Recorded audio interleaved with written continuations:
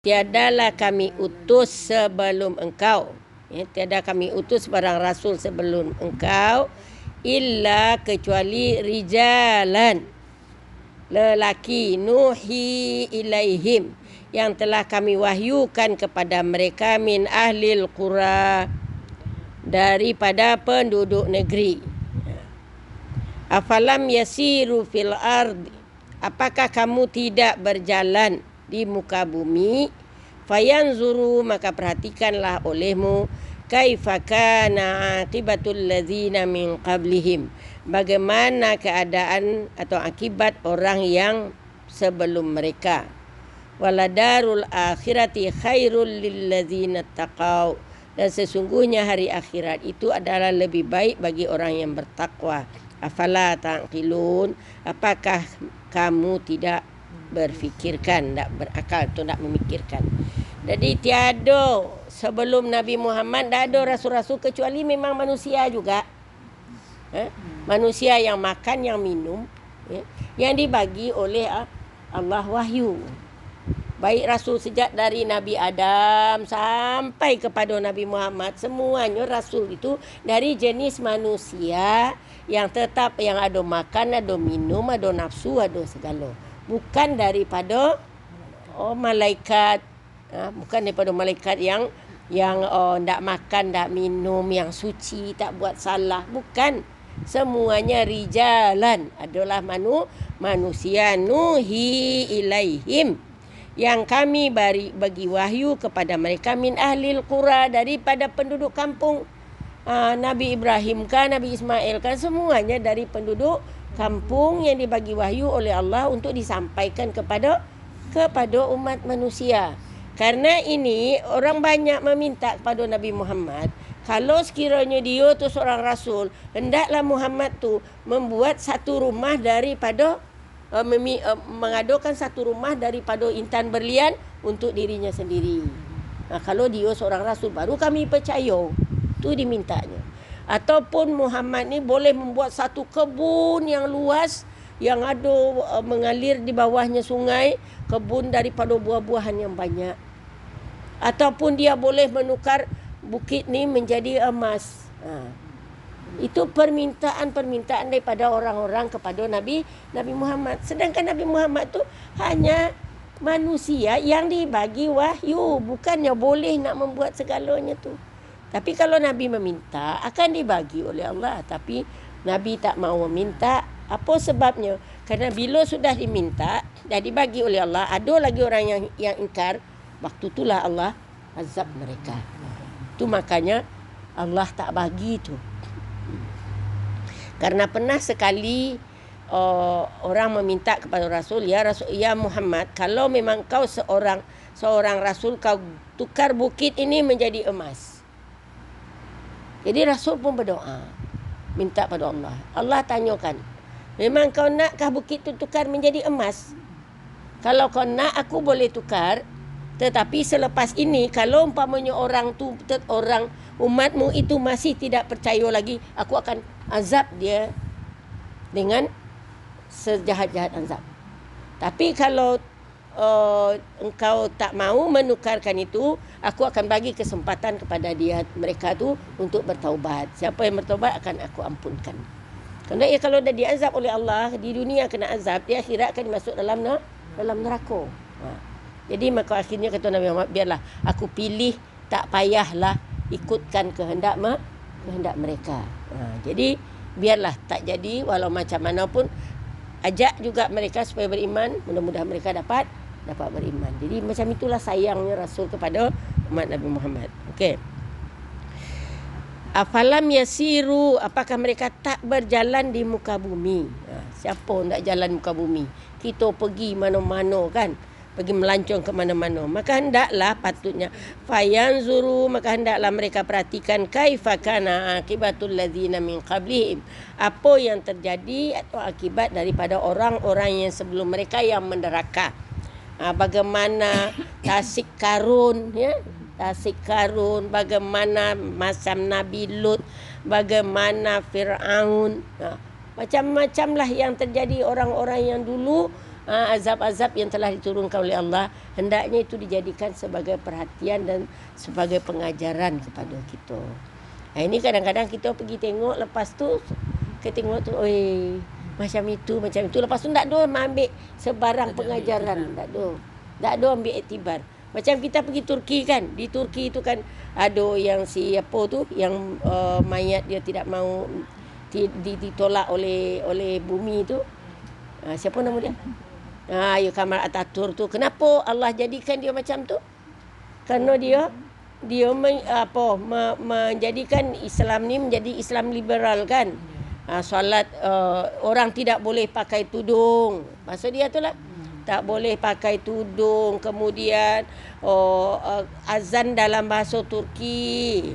Macam-macam lah yang dia buat untuk mengubah-ubah agama. Akhirnya dia mati dalam keadaan hina. Dan kemudian mayatnya tidak dapat diterima oleh bumi. Dan bau mayat itu sampai sekarang busuk sangat itu sebenarnya tu. Busuk sangat tu. Padahal lah diapukan dengan dia sudah diapukan dengan apa ni, batu dengan simen apa segala kan. Kalau ndak di spray dengan pewangi, tak kata tak mampu orang pergi ke sana. Masih lagi sampai sekarang. Padahal dah ditimpa dengan simen-simen tu. Kuasa Allah. Bukan. Jadi itulah. Allah, tidakkah kamu perhatikan, kata apa, tiadakkah mereka memperhatikan apa akibat daripada orang-orang yang ingkar min qablihim sebelum mereka.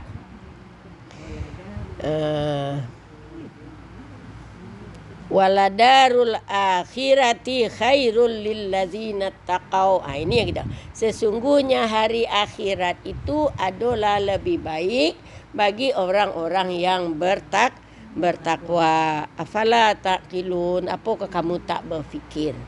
Hari akhiratlah yang lebih baik. Jangan kejar sangat dunia ini. Walaupun kita boleh berkuasa, boleh buat apa-apa di dunia ni, tapi itu hanya sekejap sahaja. Sekejap saja. Hari akhirat itu adalah lebih baik. Jadi apa saja amalan kita di dunia ini, arahkan untuk dapat kebahagiaan kita di akhirat kelak. Kalau ada duit di dunia ini, janganlah kita berfikir sangat untuk kesenangan dunia saja. Ingatkan akhirat.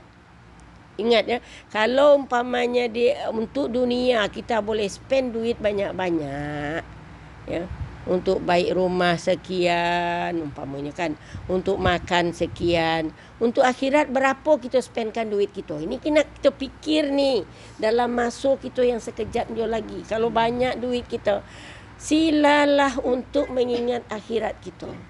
Jangan dunia je yang teringat. Kena dipikirkan. Kalau kita untuk makan kita satu hari berapa? Umpamanya kita nak pergi ke kedai, dapat kita bayar umpamanya dalam RM20. Kita bersedekah berapa? Kalau RM5 okeylah. Kalau sedekah RM2 je untuk akhirat kita. Padahal di duit kita banyak. Jangan kita buat macam tu. Kerana tak ada lagi kesempatan bagi kita untuk buat kebaikan. Jangan sampai nanti bila kata ustaz dah, bila kita sakarat nanti, minta ya Allah lambatkanlah sikit, aku nak bersedekah, aku nak jadi orang soleh. Itu permintaan, dapatkah? Dah waktu sampai di takar-kar tu kan. Di sini kan kata ustaz kan, dah sampai takar-kar tu kan, sudah sampai di halkum ni nafas kita, barulah terbayangkan bagaimana hasil daripada yang kita sudah buat kan, ditengok kan tu. Kita sedekah segini, ini dapat sikit dia suka. Rupanya sedekah tu banyak betul apa dia. Banyak betul ganjaran yang dibagi oleh Allah. Pada masa tu kita terfikir, duit aku masih banyak di sana, ya Allah, tunggukanlah sekejap aku nak bersedekah. Tak dapat. Ingatlah tu ya. Bagi yang banyak duit, silakanlah buat untuk akhirat lebih baik berbanding kita simpan duit kita tu banyak-banyak. Lebih suka sekarang ni masa Covid ni orang banyak susah. Kalau kita dapat tolong, itu adalah sangat baik ya. Okey, jadi Allah katakan afala taqilun, tak berakal, masih tak berfikir juga lagi kah? Masih ingat dunia juga lagi kah? Katanya itulah kan. Okey, hatta ini kepada rasul. Izastai asar rusulu, hingga apabila rasul telah merasa putus asa, artinya rasul tak akan dapat pertolongan lagi daripada umatnya, rasul-rasul yang lain. Wazannu, dan mereka menyangka bahwasanya mereka qad kudzibu, mereka tak dipercayai. Ja'ahum nasruna fanujjiya man nasya, datang kepada mereka pertolongan kami, maka kami lepaskan orang yang kami kehendaki. Jadi begitulah rasul-rasul sebelum tu. Nabi Ibrahim macam mana kan? Sampai dia dah dicampakkan ke dalam api, dan tak ada orang percaya dengan apa yang dia cakap. Campakkan dalam api, orang dah didakwahnya tak dapat juga. Maka akhirnya Allah tolong disejukkan api. Nabi Nuh dah 950 tahun berdakwah, tapi berapa orang je yang beriman kepada dia. Maka akhirnya dia datangkan banjir besar, dilepaskanlah. Nuji menasa, kami lepaskan, kami selamatkan orang yang kami kehendaki. Nabi Lut hatta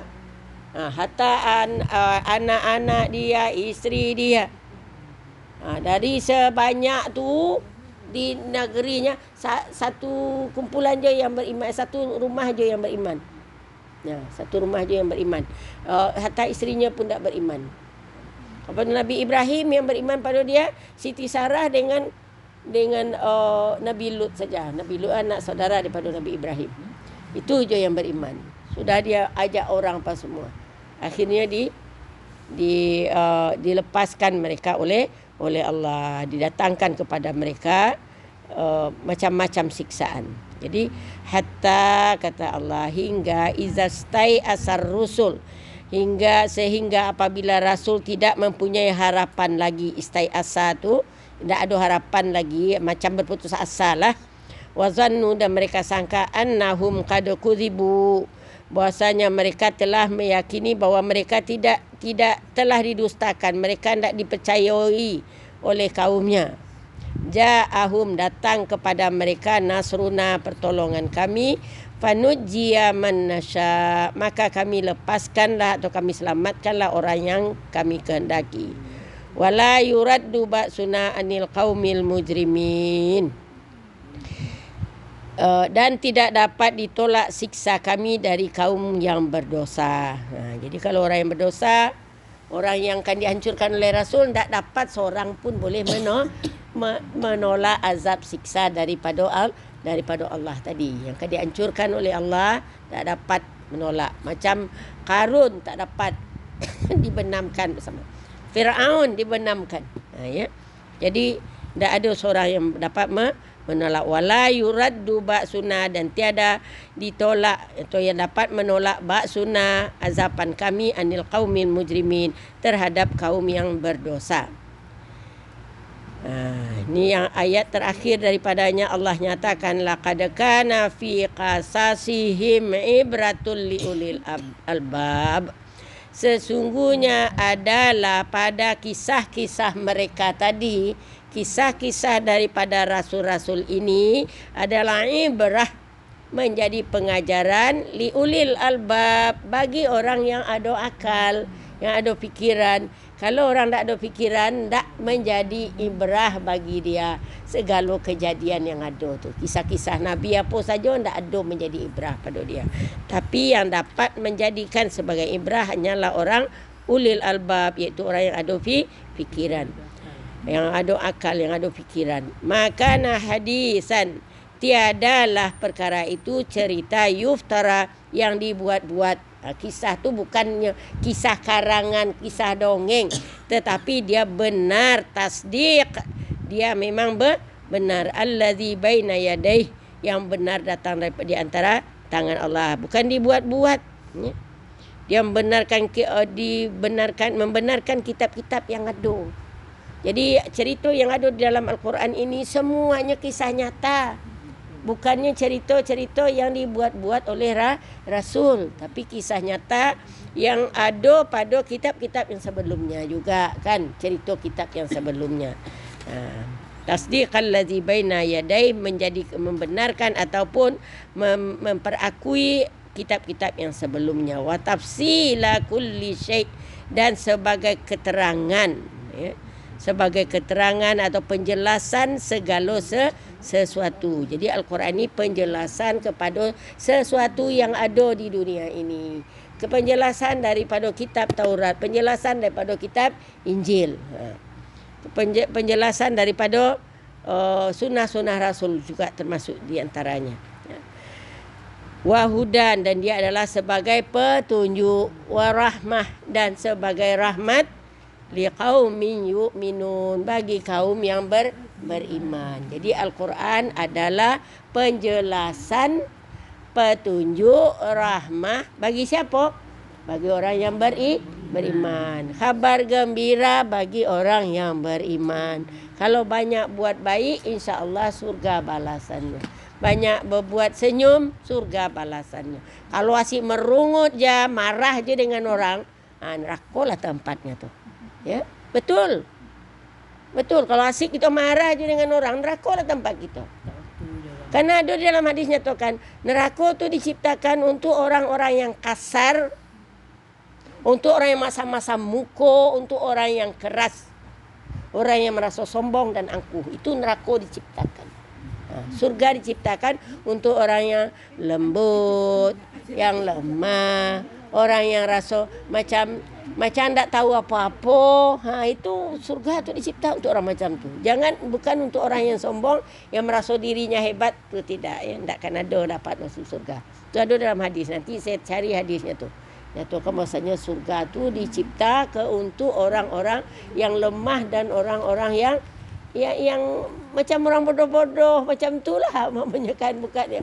Maksudnya orang-orang yang tidak menunjuk-nunjuk lah. Orang tidak menunjuk, orang yang lemah, orang yang lemah lembut juga. Nah, tapi kalau ada yang kasar, sukum buat sakit hati orang, keras, itu tu neraka lah tempatnya. Jadi sampai di sini saja.